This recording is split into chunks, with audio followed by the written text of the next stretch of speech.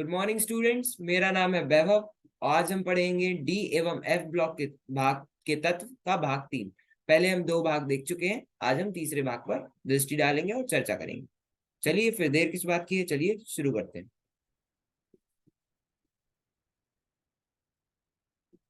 हम्म तो आज हम पढ़ेंगे 4.2 डी ब्लॉक तत्वों के इलेक्ट्रॉनिक विन्यास। ये हमने पिछली कक्षा में थोड़ा पढ़ लिया था। आज थोड़ा और पढ़ेंगे। और सारणी 4.1 संक्रमण तत्वों के बारह इलेक्ट्रॉनिक विन्यास की मूल अवस्था। ठीक है, इस पे हम चर्चा करेंगे। चलिए फिर शुरू करते हैं। हम्म तो पिछली कक्षा में हमने प्रथम श्रेणी पढ़ी थी, जिसे हम 3D श्रेणी बोलते हैं। ठीक है, 3D श्रेणी श्रेणी में जितने भी तत्व होते हैं हमने उन पे चर्चा की थी। आज हम देखते हैं कि द्वितीय श्रेणी में कौन कौन से तत्व होते हैं। तो द्वितीय श्रेणी अपनी शुरू होती है वाई से सीडी तक। वाई क्या, यीट्रियम से कैडमियम तक। तो ये है यीट्रियम, ये है जिरकोनियम, ये है नायोबियम, ये है मॉलिबेडनम, ये है टेक्नीशियम, ये है रूडियम। ठीक है, ये वाला पैलिडियम, ये सिल्वर और ये कैडमियम। ठीक है, ये रुथेनियम और ये रूडियम। ठीक है, तो इसे हम कैसे याद रखेंगे। इसे जैसे पिछली वाली कक्षा में हमने पढ़ा था कि 3D श्रेणी को हम सचिन तेंदुलकर वाले जो उदाहरण दिया था उस हिसाब से याद रख सकते हैं। इसके लिए हम वाई से सी, यीट्रियम से कैडमियम जो जा रही है इस श्रेणी के लिए पहले तो याद रखो ये श्रेणी कौन सी है, द्वितीय श्रेणी। द्वितीय मतलब 4D श्रेणी। 4D क्यों बोलते हैं, क्योंकि ये फिफ्थ पीरियड में, पीरियड्स क्या जो यहाँ पे है, जो फिफ्थ पीरियड में है। तो हमारा सूत्र क्या था, n-1 d 1 से 10 और ns 1 से 2। मतलब n-1 कौन सी, जो फिफ्थ पीरियड में है। तो n हो जाएगा 5, तो ये हो गया 4D। 4D 1 से 10 तक जाएगी। और ns मतलब फिफ्थ, n मतलब फिफ्थ पीरियड है, 5s2। तो ये 4d10 5s1 से 2 ये चलेगा इसका। ठीक है, तो ये देखो, ये है पहले पे। अब देखो इसके 5s और 4d में उसके इलेक्ट्रॉनिक विन्यास क्या है हम वो देखेंगे। ठीक है, तो अब ये देखो पहला है अपना यीट्रियम। यीट्रियम इसका इसकी परमाणु संख्या Z, एटॉमिक नंबर क्या है इसका है 39। अभी 39 से शुरू हो रहा है वाई। और जिरकोनियम का 40, एनबी नायोबियम का 42, एमओ का 42, मतलब मोलिबेडनम का 42, टेक्नीशियम का 43, रूथेनियम का 44, रूडियम का 45, पैलिडियम का 46, सिल्वर का 47 और कैडमियम का 48। मतलब ये 39 से 48 तक चला। ठीक है, और अब इसकी इलेक्ट्रॉनिक विन्यास क्या है कि 4D में ये पहला है ना, देखो यीट्रियम पहला है जैसे पिछले वाले में हम पढ़ रहे थे ना। ठीक है, ऐसे ही यीट्रियम ये पहला है तो क्या हुआ, 4D1 हुआ है ना। और 5s क्या हुआ, 2। 4D1 हो गया, 5s2 हो गया।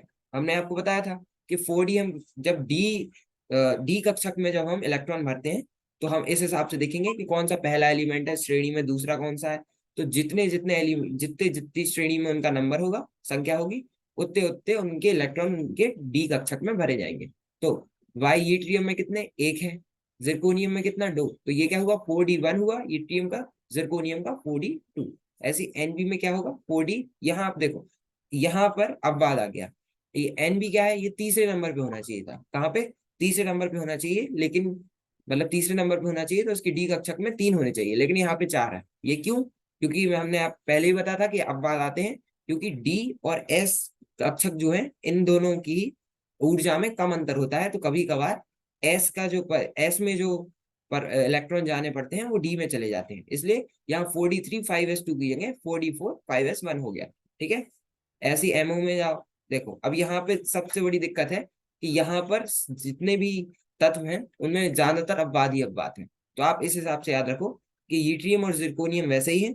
उसके बाद नायोबियम आएगा जिसमें एक बढ़ जाएगा, डी डी कक्षक में इलेक्ट्रॉन एक बढ़ जाएगा। और फिर ऐसे ही मोलिबेडनम, टेक्नीशियम, रूडियम, रुथनियम, इन सब पे ऐसा ही एक एक बढ़ जाता है। ठीक है, तो ये यहाँ 3 होना था 4 है, यहाँ 4 होना था 5 है, यहाँ 5 होना था 6 है, यहाँ 6 होना था 7 है। यहाँ तक ये 4 जो है, ये 4 अब बात बता रहे हैं। ठीक है, और इन सब में 5s2 की जगह एक एक एक, जब यहाँ पे एक बढ़ता है तो यहाँ पे एक घट जाता है।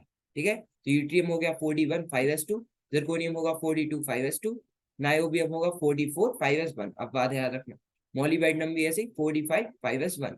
ठीक है, और ऐसी टेक्नीशियम भी 4D6 5s1, आरयू भी 4D7 5s1, ड्यूटनियम भी 4D8 5s1। अभी आ गया पैलिडियम। ठीक है, अभी पैलिडियम सबसे ज्यादा आप बात करता है। क्यों, यहाँ पे अगर देखा जाए तो कौन से नंबर पे, 1 2 3 4 5 6 7 पे है ना। कहाँ पे, 3 8 पे है। ठीक है, पैलिडियम 8 में है, तो इसमें होना क्या चाहिए था, 4D8 और 5s2 होना ही चाहिए था। लेकिन इसमें इसमें मतलब हद हो जाती है। उसके जो इलेक्ट्रॉन होते हैं जिन्हें 5s में जाना होता है, वो दोनों के दोनों इलेक्ट्रॉन 4d में चले जाते हैं। तो यहाँ पे आप देखोगे तो पैलेडियम में 4d10 और 5s0 है। ऐसी एजी सिल्वर देखोगे तो 4d10 5s 1 है। ठीक है, इसमें एक ही गया, इसमें दोनों चले गए थे। और सी डी कैडमियम में 4d10 5s2। इन्हें हम याद कैसे करेंगे? इन्हें हम याद रखेंगे, मैं आपको बता रहा हूँ। यारी, ये देखो, यारी जरा निभाना मौत तक, रुकावटें राहें पड़ी आगे चल। कैसे? यारी, यारी वाई से क्या होगा? ईट्रियम हो गया। जरा क्या हो गया? जेड हो गया। निभाना का एनबी हो गया। मौत का क्या होगा? MO। तक मतलब TC। रुकावटें RU, है ना। राहें RH। पड़ी PD। आगे AG। और चल CD। तो क्या हुआ? यारी जरा निभाना मौत तक, रुकावटें राहें पड़ी आगे चल। ठीक है, तो मेरे हिसाब से आपको ये श्रेणी समझ में आ गई है। अगर नहीं आई तो एक बार वीडियो थोड़ा सा पीछे करके देख लेना। बाकी चलिए हम आगे बढ़ते हैं। अभी है तृतीय श्रेणी। देखो, पहली 3D और 4D श्रेणी जो थी, वो हमें बहुत अच्छे से याद करनी थी। ठीक है, तृतीय श्रेणी में अगर आपको थोड़े बहुत नाम याद हैं या नहीं है तो भी काम चल जाएगा, लेकिन हम पूरा पढ़ने की कोशिश करेंगे। लेकिन 3D और 4D बहुत अच्छे से याद होनी चाहिए, क्योंकि ज्यादातर प्रश्न जो होते हैं वो 3D और 4D श्रेणी से ही आते हैं। ठीक है, तो तृतीय श्रेणी जो की है 5D श्रेणी।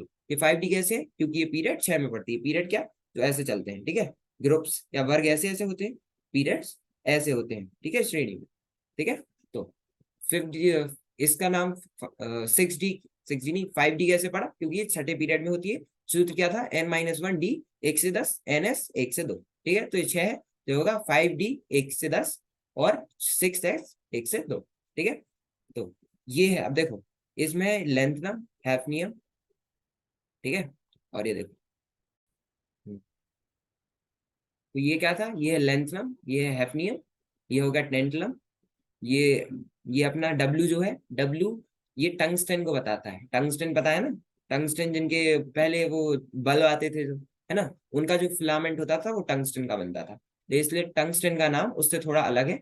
ये डब्ल्यू, इसका सिंबल डब्ल्यू से होता है, टी वगैरह की जगह। ठीक है, तो लेंथनम, हैफनियम, टेंटलम, डब्ल्यू से टंगस्टन, RE से रेनियम, OS से ऑस्मियम, IR से इरिडियम, PT से प्लेटिनम, AU से गोल्ड और HG से मर्क्यूरी। ये देखो, अब ये आपको ज्यादा याद नहीं रहे तो ज्यादा टेंशन मत लेना, लेकिन फिर भी एक बार याद करने की कोशिश करना। इसके लिए हाँ, ये हो गया ला हफ्ता, ला हफ्ता। ये हो गया ला हफ्ता। ला हफ्ता कैसे? वो नहीं, वो पुरानी फिल्मों में देखा होगा, वो हफ्ते मांगने लगते, उसी प्रकार का। ला हफ्ता। वरना, डब्ल्यू से वरना। रेमो, रेमो मतलब आरी। और की जगह OS ले लो। और इंदर, इंदर हो गया IR।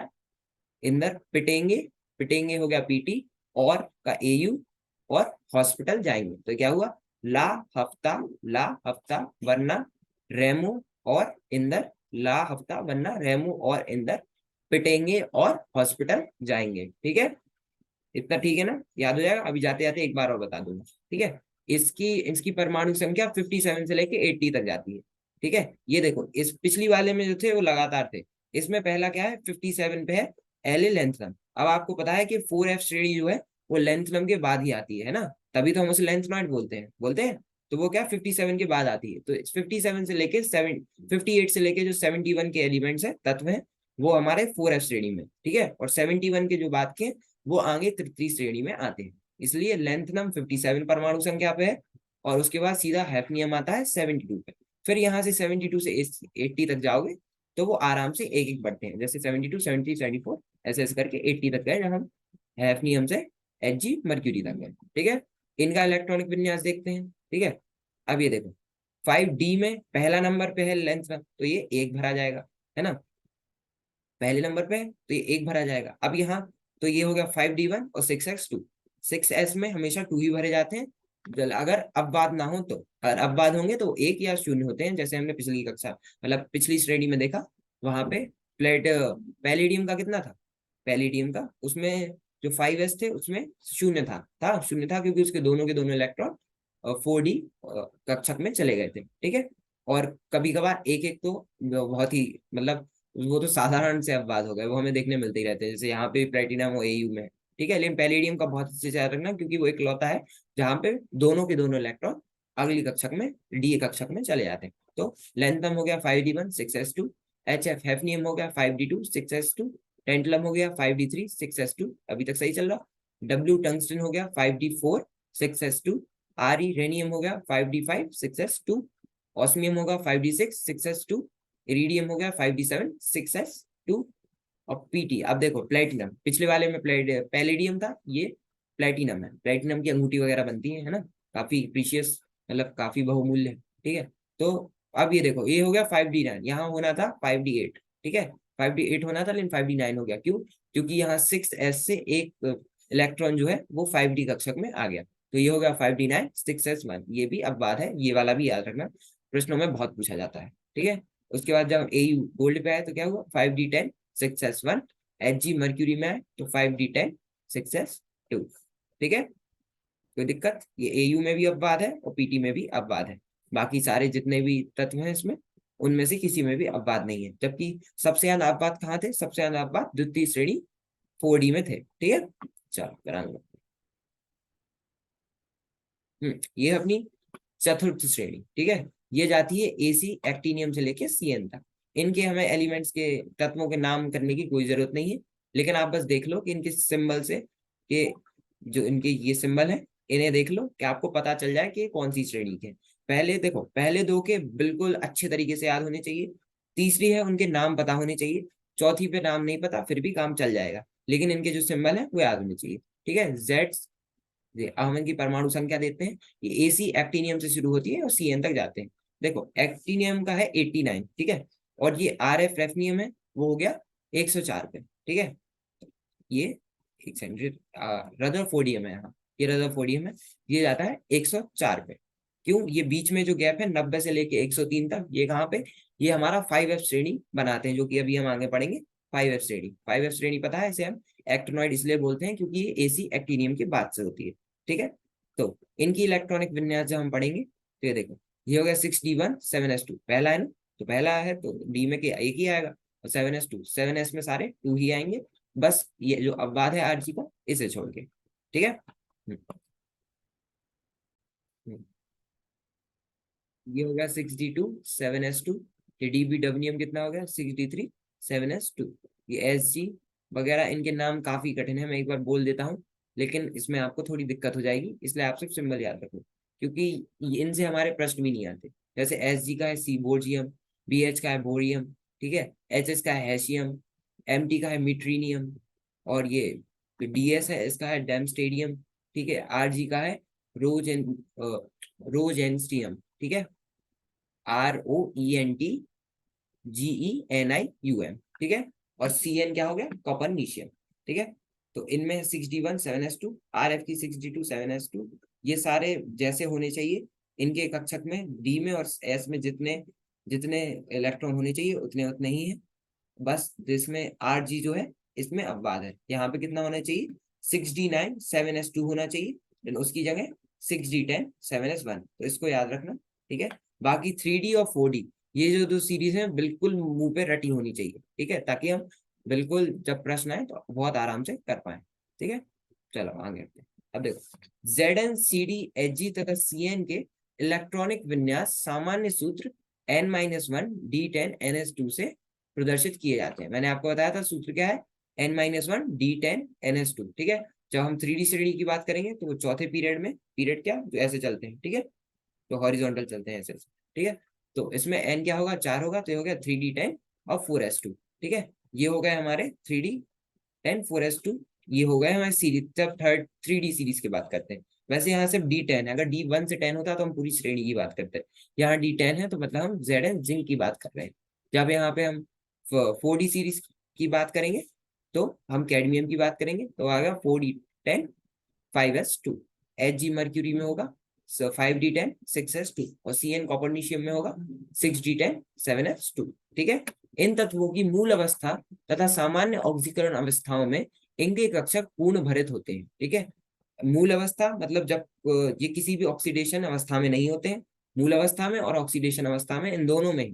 ठीक है, इन दोनों में ही इनके जो कक्षक होते हैं और पूर्ण भरित होते हैं, इसलिए इन्हें संक्रमण तत्वों की श्रेणी में नहीं माना जाता है। ठीक है, संक्रमण तत्वों की श्रेणी में सिर्फ उन्हें माना जाता है जिनके डी कक्षक में अपूर्ण इलेक्ट्रॉन हो। ठीक है, चलो समझ आ गया, चलो आगे बढ़ते हैं।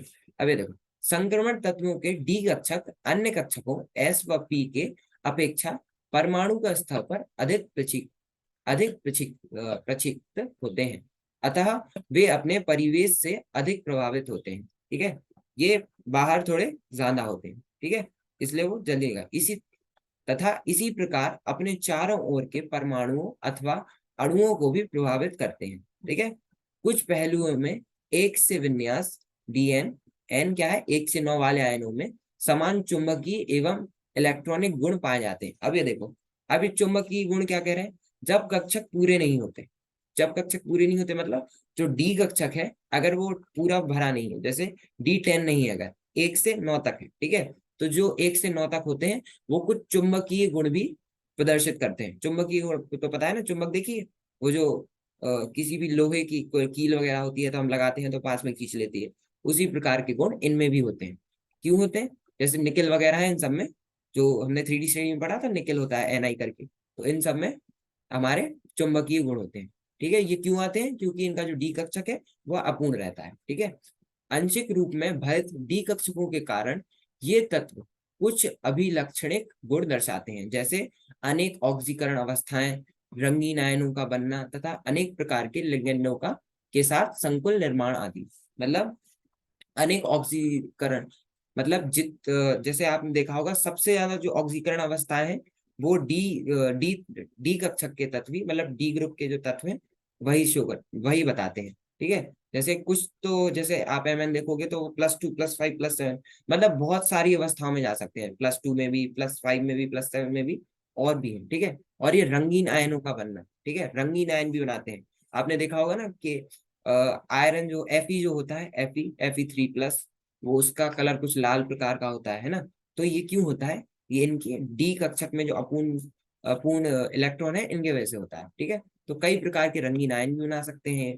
ठीक है, और अनेक प्रकार के लिगेंडों के साथ संकुल निर्माण आती, ये लिगेंडों के साथ जो निर्माण संकुल निर्माण है, ये कॉम्प्लेक्स कंपाउंड, अभी हम कोऑर्डिनेट कंपाउंड करके एक चैप्टर है, ठीक है, तो उसमें अच्छे से और पढ़ेंगे, तो वहां पे बताएगा कि ये जो डी कक्षक के, मतलब जो डी डी ग्रुप के जो तत्व हैं, ठीक है, वही उसमें उसके जो तत्व हैं वही सबसे ज्यादा कॉम्प्लेक्स कंपाउंड्स बनाते हैं। ठीक है, चलो इतना समझ में आ गया, आगे बढ़ते हैं कि सबसे ज्यादा क्या, कि इनमें देखो, इनमें चुंबकीय एवं इलेक्ट्रॉनिक गुण होते हैं, रंगीन आयन बना सकते हैं और संकुल निर्माण कर सकते हैं अलग अलग लिगेंडों के साथ। ठीक है, चलो, तो आज के लिए हम इतना ही रहने देते हैं।